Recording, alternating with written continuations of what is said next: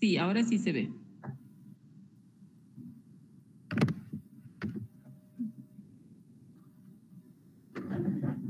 Bueno, buenas tardes. Mil disculpas por el atraso, pero ha habido una pequeña confusión con la fecha.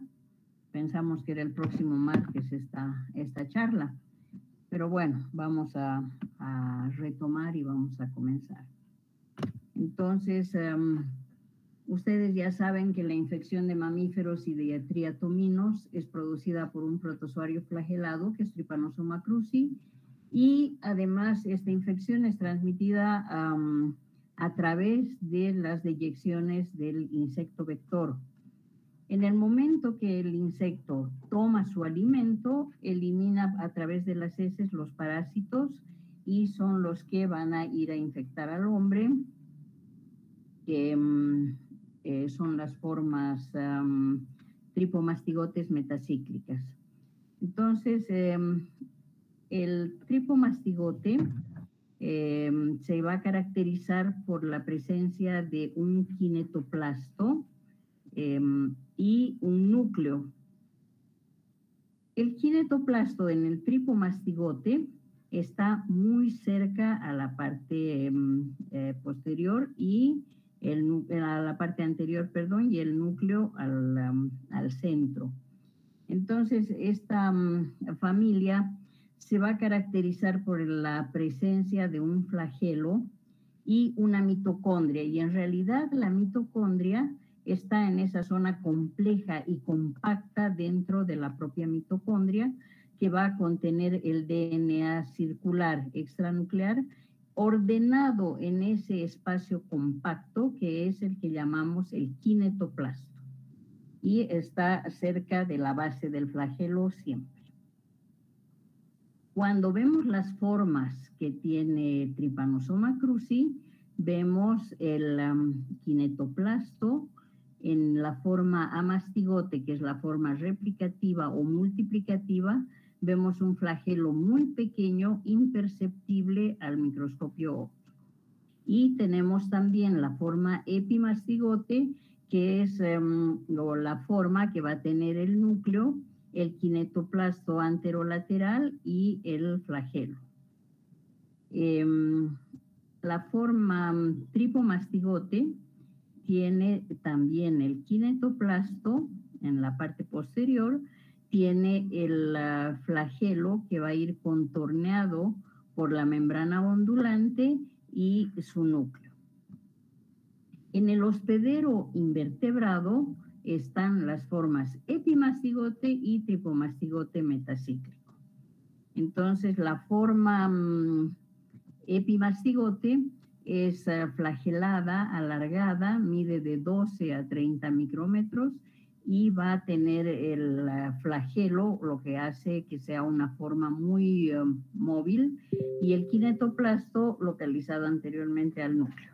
La membrana ondulante es pequeña y estos epimastigotes son las formas reproductivas en el tracto digestivo de los invertebrados y en el medio de cultivo. Y también cuando tenemos el medio de cultivo, estas formas epimastigotes se replican exponencialmente y son las que en realidad nos sirven para la preparación de las placas para el diagnóstico, y también a través de estas formas se obtienen las proteínas solubles para hacer las técnicas de ELISA, Immunoblot o cualquier otra que necesite del antígeno de T. cruzi. El tripomastigote metacíclico es alargado, fusiforme, con el núcleo central y un kinetoplasto bastante voluminoso posterior de donde surge el flagelo. Contornea también la membrana ondulante, que es la que le da el movimiento. Y estas formas se van a acumular en la ampolla rectal y van a ser excretadas con las heces del vector para así darse la transmisión vectorial. Y también estas formas han sido encontradas en alimentos que son contaminados con las deyecciones del parásito o con las vinchucas íntegras cuando son molidas en el momento de triturar y preparar los jugos de fruta para la transmisión oral. Entonces, la vinchuca es un vector biológico con las formas metacíclicas y epimastigotes.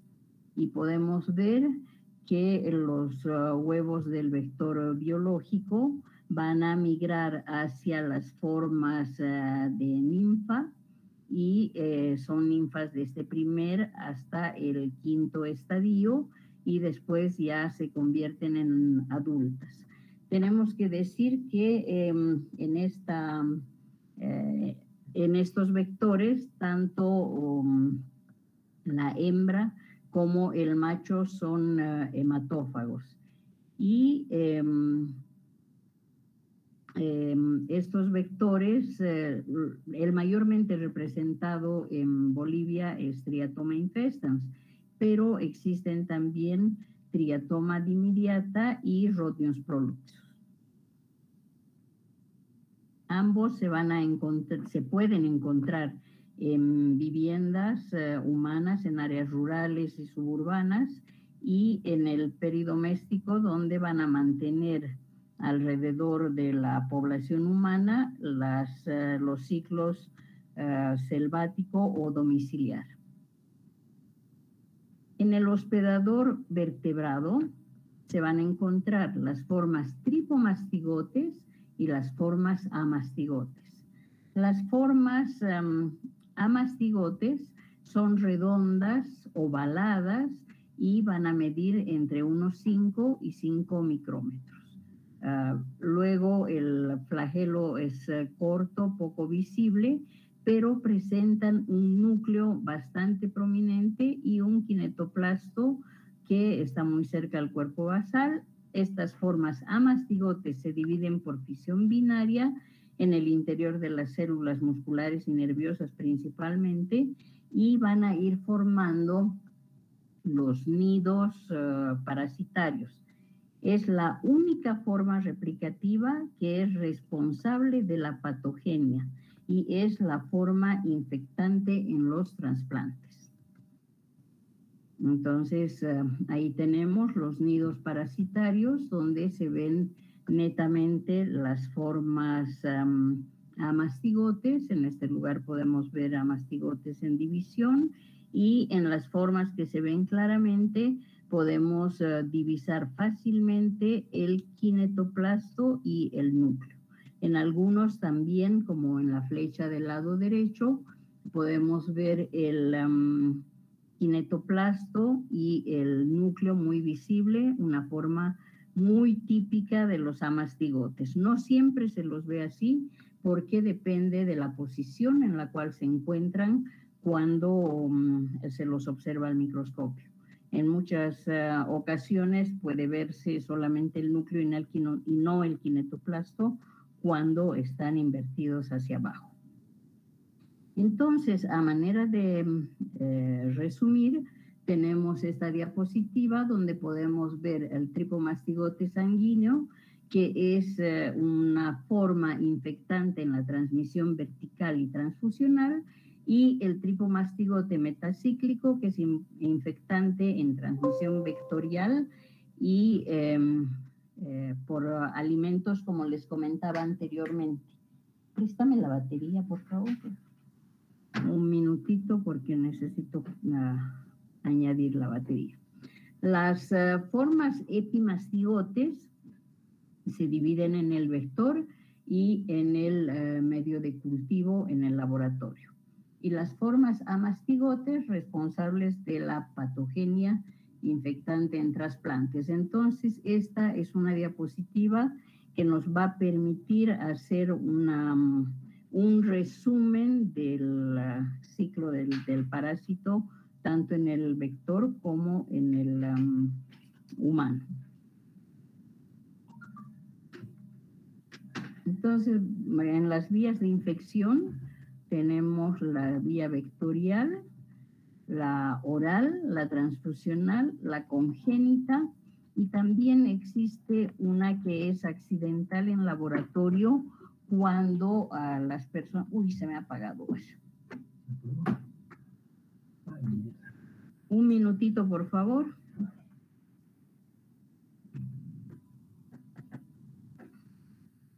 Se ha apagado, guay.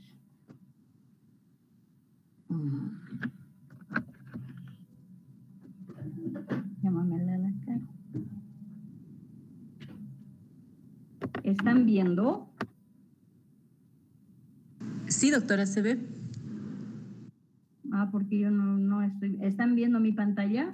Sí, se ve. Se quedó con vectorial, oral, transfusional, congénita, accidental y trasplante. Ya, porque se me ha apagado. Bueno, entonces, en la infección oral ha habido una definición y muchos artículos donde se habla por la contaminación de alimentos con las deyecciones de los serotonina. Y tenemos la transfusión sanguínea cuando la sangre del donante presenta las formas cigotes, al igual que la infección también se puede dar por la vía parenteral cuando se usan jeringas, se comparten las jeringas entre drogadictos y se incrementa la posibilidad de la infección con la migración de las personas hacia las zonas rurales. También se ha podido ver que muchas de ellas van a la ciudad o a otros países donde pueden tener la necesidad de donar sangre, y así se va conociendo el parásito en otros continentes.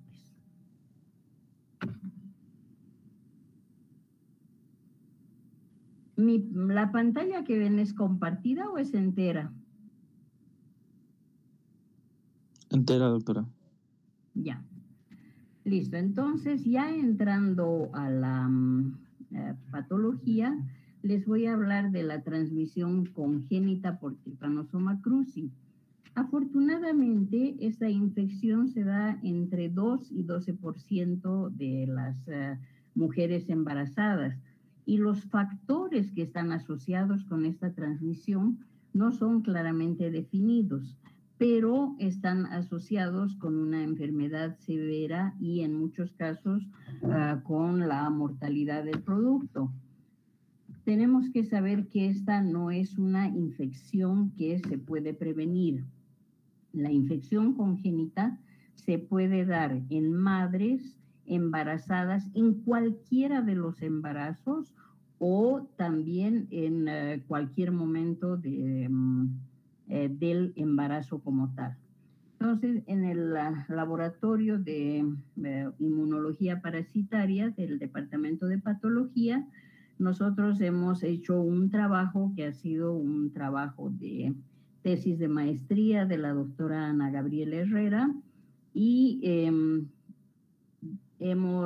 Ana Gabriela Herrera, en realidad con su formación de médico, ha ido a Yacuiba, donde ha estado muchísimos meses en diferentes ocasiones, y ha podido seguir a las madres embarazadas y sobre todo a las que daban positivas en serología. Nos interesaba saber cuántas madres iban a ser transmisoras, y de 1,280 y algo madres que hemos estudiado, 23 han sido transmisoras. Entonces tenemos con este trabajo 23 casos congénitos transmitidos de la madre hacia el feto con Trypanosoma cruzi. Y también hemos visto que los resultados han sugerido que cuando hay un mayor número de parásitos circulantes, hay una mayor producción de citoquinas proinflamatorias que estarían controlando la infección congénita de T. cruzi. Pero también hemos podido ver que cuando hay una baja parasitemia o parasitemia no detectable por el microhematocrito, también unos 4 o 5 casos de positividad en madres transmisoras con muy baja parasitemia. Y de todas las madres, hemos tomado dos partes de cortes de placenta, uno que estaba muy cerca al cordón y otro en la parte contraria. Y de todas esas placentas hemos analizado, las madres que han sido transmisoras, hemos analizado sus cortes de placenta y hemos podido ver que en el espacio intervellositario hay crecimiento y multiplicación de formas amastigotes. Entonces, en otras hemos ido encontrando que el parásito se adhiere inicialmente, como vemos en esta placa donde está la flecha. Si ustedes prestan un poquito de atención, pueden ver el kinetoplasto y pueden ver la parte del núcleo que está prácticamente doblada, y parecería que este tripomastigote se ha acomodado para la foto porque se lo ve muy bien en el momento de la adhesión. Y tenemos también la multiplicación del parásito en estos nidos parasitarios, donde acá se puede ver el kinetoplasto, el núcleo, en el espacio intervellositario. Pero lo que ha sido más interesante es que no solo hemos visto los nidos de parásitos, sino que también esta media luna que ustedes observan en la parte izquierda de abajo es una célula que prácticamente está dejando salir a las formas tripomastigotes una vez que ha habido la multiplicación. Entonces, si ustedes ven toda esta media luna de otro color que se ve acá, es la salida de los parásitos que se han multiplicado bajo la forma amastigote, se han rediferenciado en tripomastigote y salen de la placenta. Entonces, podemos decir que este trabajo nos permite decir que el parásito se multiplica y libera a los tripomastigotes de una célula para poder infectar a otras.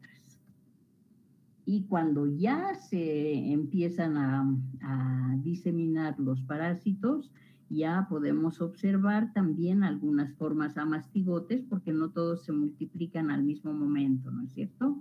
Entonces, en esta diseminación parasitaria podemos observar formas amastigotes y todavía algunos tripomastigotes que están en el lugar.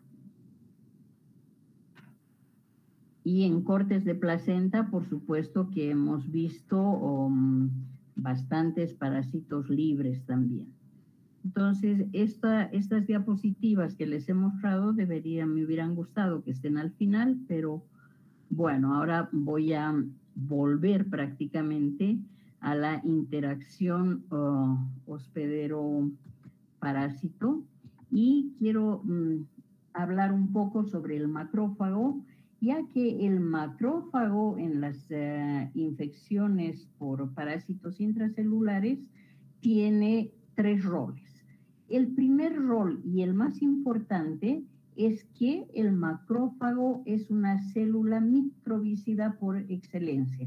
Entonces, genera formas que son tóxicas para la célula y que son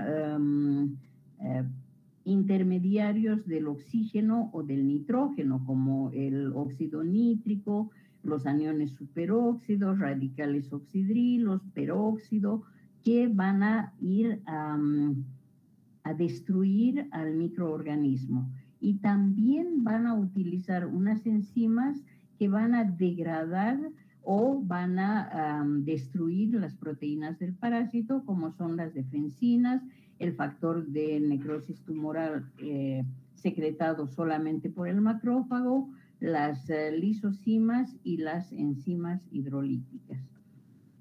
Eso cuando el macrófago es únicamente la célula microbicida por excelencia.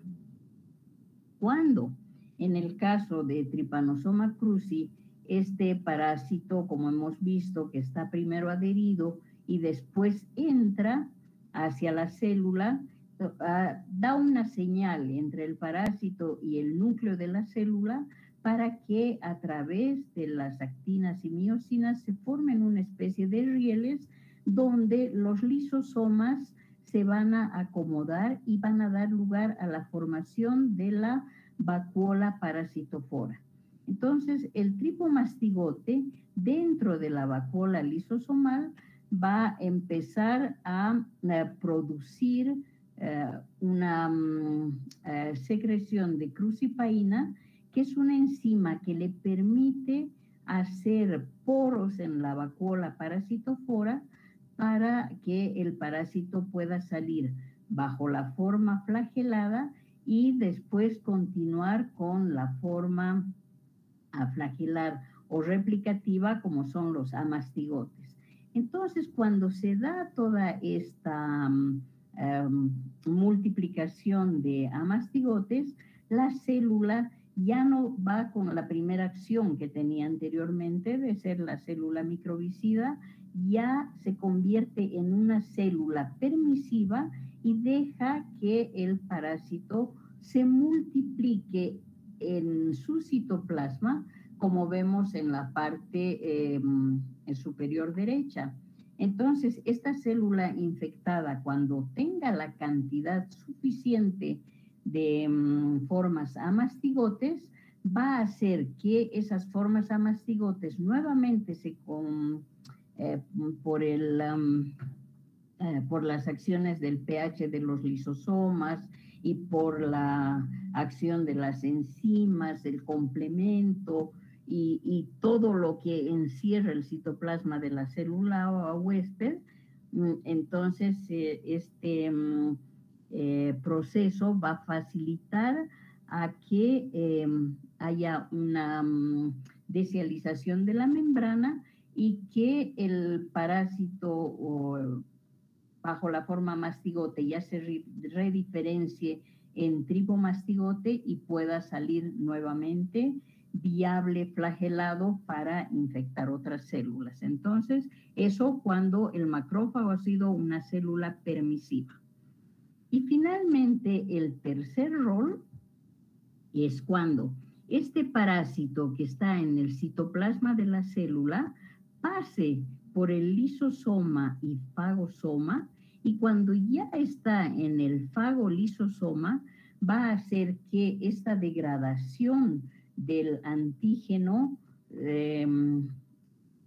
tenga la expresión de proteínas del parásito, y esos fragmentos proteicos parasitarios se van a unir a moléculas del complejo mayor de histocompatibilidad, y solamente cuando el antígeno esté unido a las moléculas del complejo mayor de histocompatibilidad, entonces se van a poder expresar en la superficie de la célula, y en este caso los monocitos, macrófagos, células dendríticas se van a convertir en células presentadoras de antígeno. Entonces hemos hecho un resumen del macrófago cuando tiene su rol microbicida, cuando es una célula hospedera y cuando es presentadora de antígeno. Y esto de la presentación de antígeno es muy importante porque es a partir de esta etapa que se va a dar la respuesta inmune celular en el hospedero para formar el último producto de la respuesta inmunohumoral, que son los anticuerpos. El parásito en su ciclo evolutivo, cuando comenzamos con el vector, entonces el vector va a tomar su alimento de la persona, y cuando tome su alimento va a eliminar los tripomastigotes metacíclicos que a través de la rascadura de la misma persona va a entrar a través de la piel, o cuando pica muy cerca a la región del ojo, que puede entrar por la mucosa oftálmica. Entonces, La vinchuca va a picar a la persona generalmente en la noche.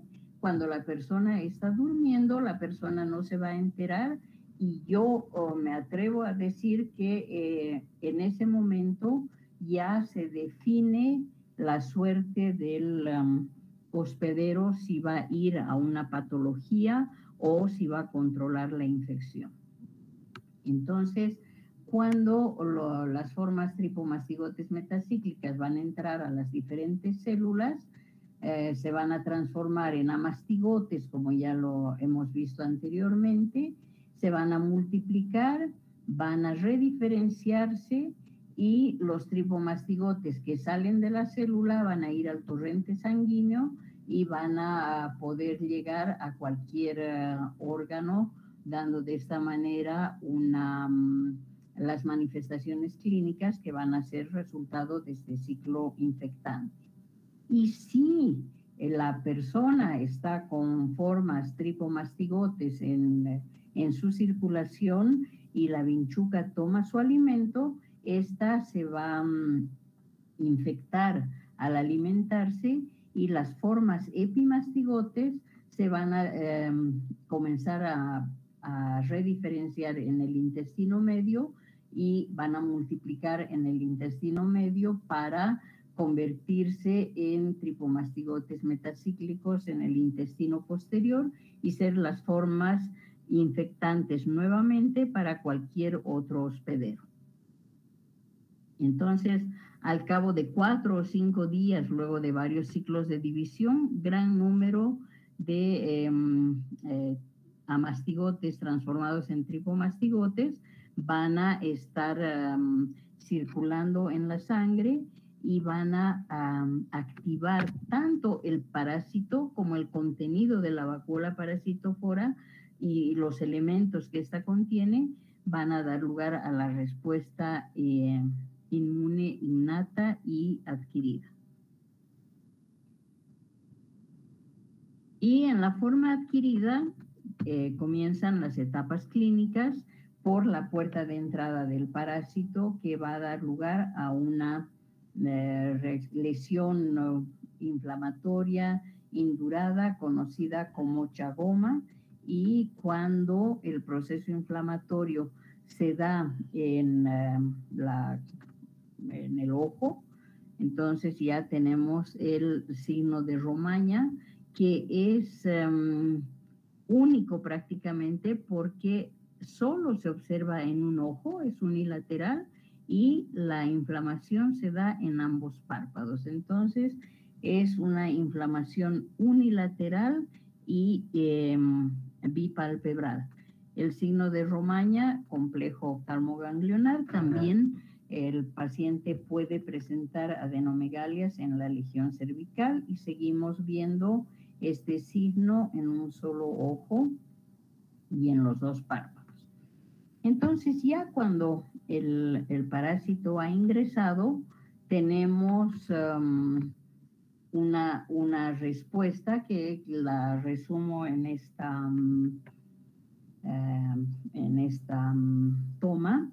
Y tenemos acá los parásitos frente a células dendríticas, donde se van a multiplicar en amastigotes, van a expresar el antígeno en la superficie, células presentadoras de antígeno, y van a comenzar a producir interleucina 12. Y esta interleucina 12 es una activadora para las células natural killer, y también al haber esta interacción, esta señal va a dar lugar a la formación o a la secreción más bien de interferón gamma, que va a ir a activar el macrófago. Entonces el macrófago al ser activado por el interferón gamma va a producir el factor de necrosis tumoral, se va a activar, va a haber secreción de interleucina 12, factor de necrosis tumoral alfa, y es así como comienza la respuesta inmune. Una vez que este interferón empieza a actuar, las natural killer van a enviar la señal a los linfocitos helper 1 y estos linfocitos helper también van a dar la señal a los CD8. Entonces los helper son CD4, estos son CD8 y la única función que tienen es destruir a las formas amastigotes que pueden estar en cualquier tipo de célula por la citotoxicidad de los CD8. Por otro lado, los CD4 también producen interferón y interactúan con los linfocitos B, las células plasmáticas, que son las secretoras de las diferentes inmunoglobulinas que van a opsonizar o lisar al parásito. También los linfocitos T helper van a activar los macrófagos por la secreción de interferón gamma y van a dar lugar a las moléculas efectoras en su función microbicida para la destrucción del parásito. Entonces, toda la respuesta inmune que se va a montar va a ser para destruir al parásito. Y en esa destrucción del parásito también, por otro lado, hay una inhibición del parásito para disminuir o inhibir la producción de interleucina 2, produciendo una inmunosupresión en el hospedero. Y cuando las células presentadoras de antígeno están ya expresadas, entonces tienen los diferentes anticuerpos que empiezan a multiplicar y es así como se da la expansión clonal. Entonces la expansión clonal nos muestra que en esa respuesta inmune se forman células memoria para mantener esa respuesta a lo largo de la vida del individuo. Y hay también las CD8 que también son células efectoras y de memoria que en el caso de una reinfección van a dar una respuesta rápida.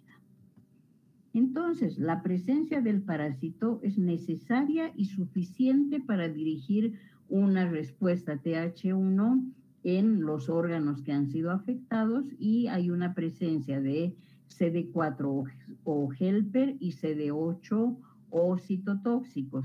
Y esa relación de CD4 y CD8 es muy importante, es una relación de 2:1, 2 CD4 por un CD8 y las citoquinas que en realidad los CD4 y los CD8 morfológicamente no tienen ninguna diferencia, pero sí se van a diferenciar por el tipo de citoquinas y linfocinas que van a secretar.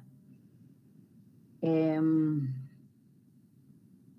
un trabajo que hemos hecho también en nuestro laboratorio, en la caracterización de clones de células T de pacientes chagásicos, hemos visto que cuando los pacientes están en una fase asintomática, tienen la relación 2:1. Sin embargo, cuando comienza la patología, esa relación se invierte. Y cuando esa relación se invierte, ya los clones de los pacientes comienzan a mostrar una cardiomegalia con bloqueo de rama derecha, bradicardia y también hemos observado que los pacientes que tienen patología intestinal comienzan también a expresar sus problemas mucho más severos que en lo que se ha dado esa diferenciación de la CD8 y la CD4, ha intercambiado esa relación. Entonces los parásitos van a conducir a una respuesta autoinmune con la aparición de anticuerpos. Pero también tenemos que saber que hay anticuerpos que son autoanticuerpos, que una teoría que ha sido muy discutida, pero que sí hay autoanticuerpos y se dan reacciones cruzadas. Por ejemplo, hay una reacción cruzada con la proteína P ribosomal de Trypanosoma cruzi con los receptores cardíacos 1 beta-adrenérgicos y las proteínas B13 de T. cruzi y la cadena pesada de la miosina cardíaca. En un trabajo que hemos hecho en nuestro laboratorio, hemos podido ver que hay complicaciones en el inicio de la respuesta inmune, sobre todo en los recién nacidos, y estos van a nacer con bajo peso, van a disminuir la madurez postnatal, se relaciona con una parasitemia detectable en las madres que inducen autoanticuerpos anti-P2B, que es la proteína ribosomal de Trypanosoma cruzi, y esta proteína se le encuentra tanto en las madres como en los recién nacidos. Entonces, sí existen esos autoanticuerpos. Ahora, ¿quiénes son responsables de la patología? Son las formas tripomastigotes, las formas amastigotes, porque las formas tripomastigotes van a ir desapareciendo en la circulación con el tiempo. Los amastigotes se van a quedar reclutados y van a estar viables durante la fase indeterminada, la fase crónica o la fase crónica con y sin sintomatología, y van a inducir la formación de anticuerpos manteniéndolos en niveles bajos. Los parásitos modulan la respuesta inmune, son responsables de la alteración del sistema inmune y parte de la patología se debe a esta alteración. La eliminación del parásito es necesaria para que haya una evolución en la patología, y T. cruzi también es un parásito oportunista en las infecciones por Trypanosoma cruzi.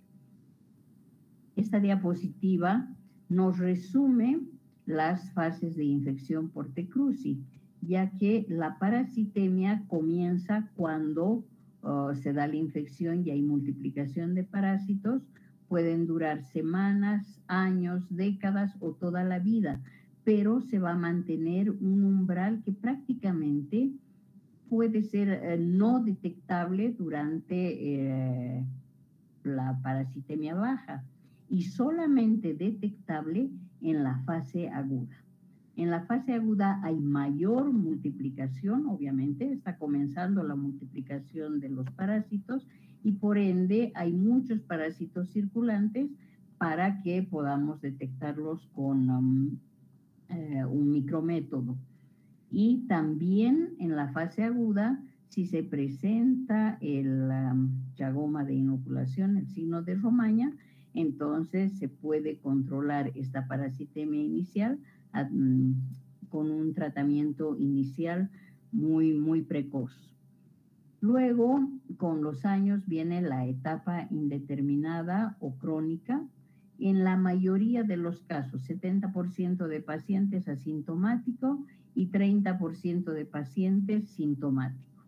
Ahora, ¿cómo se da la sintomatología? En las diferentes formas como se presenta el parásito. Y tenemos las formas cardíaca mayormente, la digestiva y la forma neurológica. En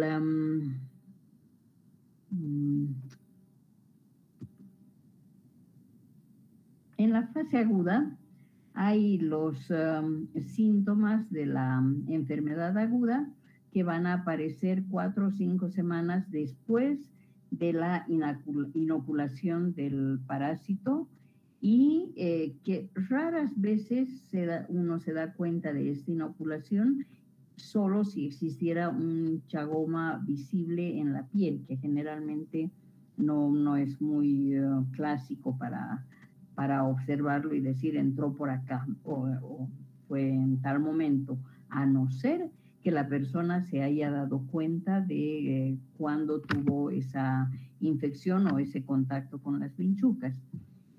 Y las personas van a tener un ligero malestar, fiebre, dolor muscular, puede haber anorexia, vómitos, diarrea, apatía, linfadenopatía. También pueden tener hepatoesplenomegalia, que puede ser un dato, edema y un fallo cardíaco cuando comienza una miocarditis con taquicardia, que es la causa de muerte en niños y recién nacidos, al igual que la encefalitis cuando se encuentra en el sistema nervioso central. La miocarditis y la meningoencefalitis ambas son complicaciones de una fase aguda y pueden conducir a la muerte de un paciente. En la fase indeterminada, los individuos parasitados que pasan a la fase crónica sintomática se van a caracterizar porque van a tener anticuerpos específicos para T. cruzi, ausencia de síntomas o signos de la enfermedad, ausencia de anormalidades en el electrocardiograma, el corazón, esófago, colon tienen el tamaño normal, pero en un 30% de los pacientes, cuando hacíamos sobre todo los clones de linfocitos T y estábamos constantemente requiriendo la sangre de estos pacientes para el mantenimiento de los clones, hemos observado monocitos infectados en un 30%. Entonces, monocitos con formas amastigotes, sí las hemos visto microscópicamente y en algún caso, cuando ha habido una paciente que llegó a su consulta muy deteriorada, ella tenía una fase crónica sin sintomatología hasta ese momento. Cuando llegó a la consulta con el doctor Octavio Aparicio, le hicimos el cultivo celular y al día siguiente, en vez de ver la proliferación de células específicas, nos encontramos con un cultivo que estaba lleno de formas tripomastigotes. Entonces, esta señora comenzó nuevamente a tener formas circulantes y posteriormente entró a una cardiopatía bastante severa. Ahora, cuando los pacientes ya van a una fase crónica, cuando las manifestaciones de la fase aguda desaparecen y los tripomastigotes a través de la circulación se han repartido en vísceras huecas, músculos de miocardio, sistema nervioso central, entonces ya no hay formas circulantes, pero sí las personas mantienen los niveles de bajos de parásitos que están viables durante el resto de su vida. Es por eso que una vinchuca pica en cualquier momento y se infecta. Y también es este el motivo por el cual las madres con la inmunosupresión que les brinda el embarazo pueden reactivar estas formas amastigotes y hacer que de alguna manera pase el parásito a la circulación. En 50 y 70% de los pacientes, la fase indeterminada está presente y no se observan ningún tipo de alteración. Y un 30% de pacientes van a desarrollar la sintomatología por las formas amastigotes que tienen dispersas en el organismo. Entonces, dentro de la patología, 30% va a la forma cardíaca, un 7% a la digestiva y el 1% en el sistema nervioso central. Y algunos, por sus condiciones también, pueden llegar a morir. Entonces, en la forma cardíaca, que es la fase crónica, aparecen alteraciones después de 10 o 20 años de una fase aguda y se manifiestan con anormalidades en el electrocardiograma. Arritmias ventriculares, bloqueo de rama derecha, aislado o asociado a un hemibloqueo anterior izquierdo, aneurismas, tromboembolias, aumento de lesiones en ambos ventrículos y insuficiencia cardíaca. También se puede observar denervación o isquemia microvascular. Y la cardiopatía chagásica crónica es la complicación más severa de la enfermedad. Hay una gran diversidad de manifestaciones, desde infecciones asintomáticas hasta insuficiencia cardíaca con miocardiopatía dilatada, muerte súbita, un electrocardiograma alterado, que eso les será explicado con mayor detalle en la mesa redonda, y la muerte súbita de algunos pacientes por miocarditis. Ahora, la fibrosis se va a producir en un proceso inflamatorio crónico. Va a haber un aumento en la producción y deposición de matriz extracelular, y esa fibrosis o cicatrización va a afectar el sistema de conducción eléctrica del corazón, principalmente la rama derecha de las de His, por lo que el individuo con miocardiopatía chagásica va a presentar insuficiencia cardíaca, a presentar bloqueo y otros aspectos que se verán en el electrocardiograma.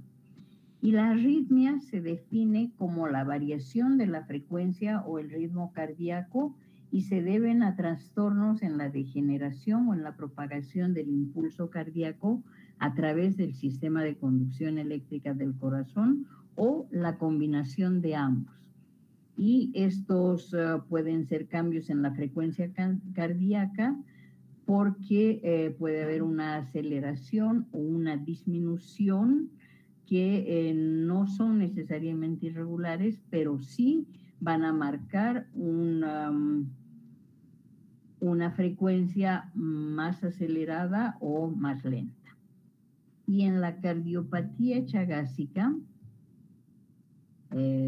tenemos los mecanismos mediante los cuales la infección por T. cruzi puede causar la miocarditis, y una de ellas es que los parásitos causan el daño directo por la lisis celular en la diferenciación de tripomastigotes en amastigotes intracelulares, y probablemente por la eliminación del producto tóxico de tripomastigotes. También una inmunidad específica puede contribuir a la patología cardíaca por la destrucción o el desplazamiento del parásito a otros miocitos, seguida de una infiltración mononuclear que también puede conducir a una fibrosis. Un daño no específico puede ser causado por la respuesta inmunoinnata cuando hay una activación de los granulocitos que está mediada por anticuerpos y puede dar lugar a lesiones en los cardiomiocitos. Una microvasculopatía que conduce a isquemia, incluida la agregación plaquetaria oclusiva. Y también la autoinmunidad inducida por parásitos, que está generada por el mimetismo molecular entre los parásitos y los antígenos de los cuales les he hablado antes, que van a dar lugar a células T autorreactivas por parte del antígeno después de la lisis celular de Trypanosoma cruzi. Y todas esas lesiones patológicas persisten en la infección por los antígenos parasitarios que se encuentran en el sitio inflamatorio y que dan lugar a fibrosis tisular y por ende a dilataciones. Estas formas amastigotes se pueden observar cuando se hace una biopsia, y por inmunohistoquímica también a través de los parásitos y de algunos pacientes se pueden ver cuáles son las citocinas que están involucradas en este proceso. Y para ver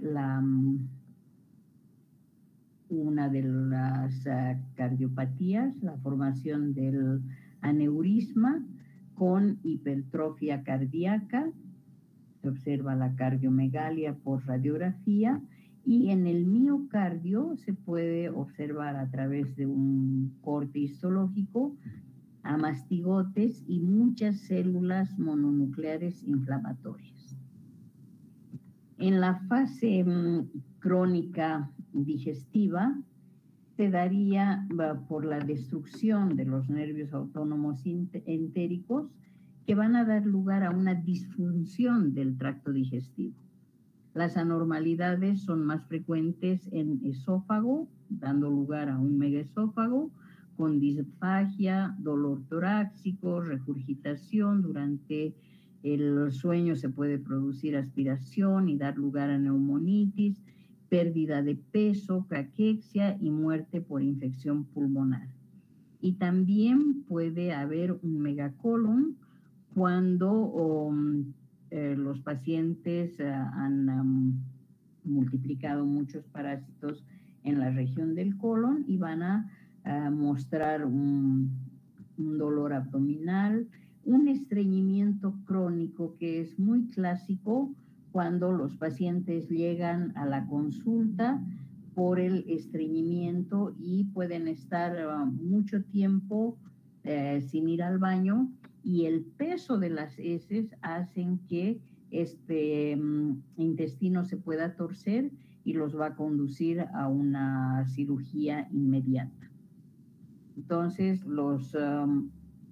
esos son los casos de volvulus, las obstrucciones, perforaciones, septicemia, muerte, y ustedes pueden ver en esta diapositiva el megaesófago después de la cirugía, las piezas quirúrgicas, y en este cuadrito vemos el diámetro normal del esófago y todas estas son las evoluciones hasta llegar a un megaesófago. Y en el caso de megacolon, mediante una radiografía, también radiografía, se puede observar el tamaño del megacolon, y después de una operación se tienen las piezas que van a mostrar el tamaño. Cuando se ve la mucosa, esta muestra fijada al formol, y en un corte inmunohistoquímico se ve aganglionosis y la degeneración del tejido del colon por la degeneración y fibrosis. Y en las alteraciones en el sistema nervioso se observan en un 10% de los pacientes el daño en el sistema nervioso periférico, y hay una disminución en la actividad refleja de los tendones y afectación de extremidades posteriores. Y las moléculas de superficie del parásito que están en las membranas de los quistes tienen una membrana que es elástica, por lo tanto permite que haya un ingreso de alimentos y una salida de moléculas de secreción del parásito, que van a ser los que garanticen la supervivencia y el establecimiento de la infección para ir modulando la respuesta inmune. En la fase aguda y crónica, una potente respuesta inmune inflamatoria. En la fase indeterminada predomina la respuesta inmunorreguladora, y el parásito va a inhibir los mecanismos de eliminación en macrófagos y va a interferir en la generación de anticuerpos específicos y en la activación de linfocitos efectores. El parásito va a utilizar diferentes mecanismos que van a estar destinados a eludir la lisis mediada por el complemento. Y también la persistencia del parásito da posibilidad a una patología que va a ser observada en la fase crónica. La autoinmunidad también adquiere un papel importante en el desenlace clínico de la fase crónica.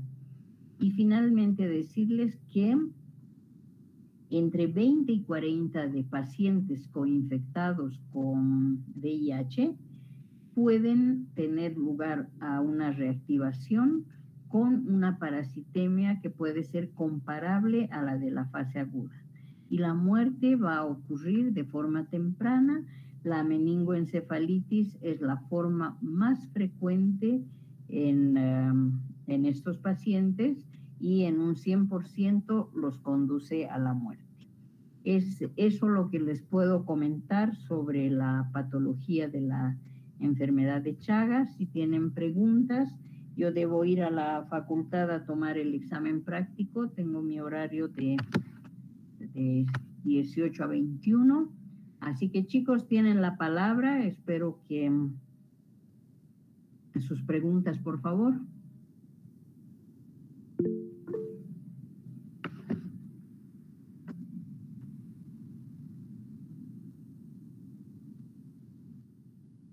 ¿Están todavía ahí? Doctora, buenas tardes. Le voy a leer las preguntas. Dime. Irán Quintanilla pregunta, doctora, en un megaesófago, ¿veríamos parásitos en la musculatura del esófago? Si hacemos un corte y hacemos una inmunohistoquímica, sí. Se ve fibrosis, como les mostraba en una de las diapositivas, y sí van a haber nidos parasitarios. Gracias, doctora.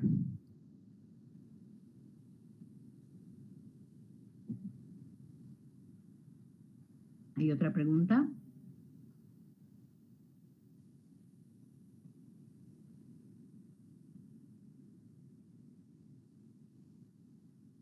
Solo por inmunohistoquímica, a través de las biopsias, se pueden observar formas a mastigotes.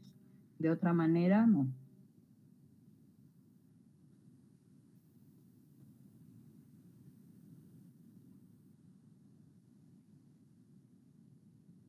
¿Algo más, chicos?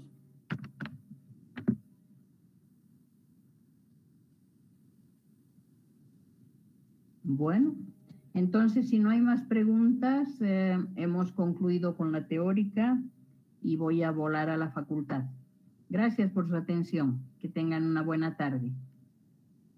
Muchas gracias, doctora. Hasta luego, que estén bien.